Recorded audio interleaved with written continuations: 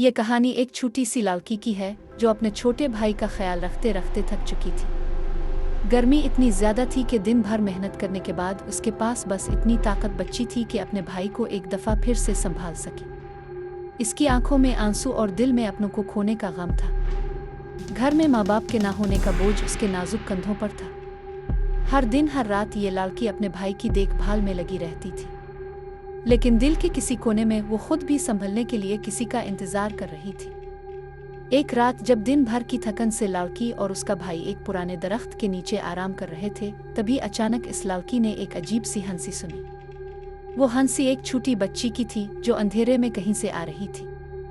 दरख्त के साए से एक छोटी सी बच्ची निकल कर आई। इसने मुस्कुराते हुए पूछा, क्या तुम मेरी माँ बनोगी? ये सुनकर लड़की के चेहरे पर खौफ का साया छा गया। इसने अपने भाई को संभाला और जल्दी से वहां से निकल गई। लेकिन इस दिन के बाद इस छोटी बच्ची की वो हंसी और उसका चेहरा हर जगह इस लड़की को नजर आने लगा। उसके दिल में एक अजीब सी घबराहट और डर बस गया था, जैसे कोई इसका पीछा कर रहा हो। रात के अंधेरों में जब भी लड़की अपने भाई के साथ घर के किसी कोने में होती, इसे वो छोटी बच्ची कहीं ना कहीं दिखाई देती। कभी दरवाजे के पीछे से झांकती, कभी खिड़की के बाहर खड़ी और कभी छोटे भाई के साथ खेलती हुई। लड़की का डर दिन बदन बढ़ता जा रहा था। उसके दिल और दिमाग पर इस भौतनी का असर इतना ज्यादा था कि वो अपनी होश खोने लगी थी।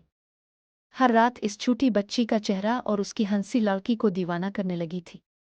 इसने कई बार अपने भाई को लेकर वहां से भागने की कोशिश की, लेकिन इस भौतनी ने इसका पीछा कभी नहीं छोड़ा। इसने दुआओं का सहारा लिया, मगर इस छोटी बच्ची का साया इस पर से कभी नहीं यात्रा। लड़की का सब्र जवाब देने लगा था, मगर वो अपने भाई के लिए सब कुछ बर्दाश्त करती रही। फिर एक दिन जब लड़की अपने भाई के साथ डर के मारे छप कर बैठी थी, इस भौतनी का साया फिर उसके सामने आया। मगर इस दफा इस भौतनी के चेहरे पर पहले जैसा खौफ नहीं था। इसने कहा, मैं सिर्फ तुम्हारा प्यार चाहती हूँ। मुझे कभी किसी ने अपना नहीं समझा। क्या तुम मेरे साथ रहोगी? लड़की ने अपने दिल में एक नया एहसास महसूस किया।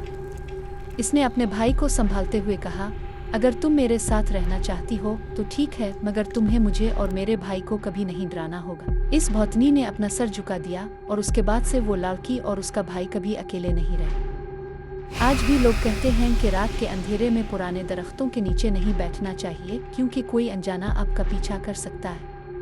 अगर आपको ये कहानी पसंद आई हो तो प्लीज़ लाइक करें, शेयर करें और चैनल को सब्सक्राइब करें।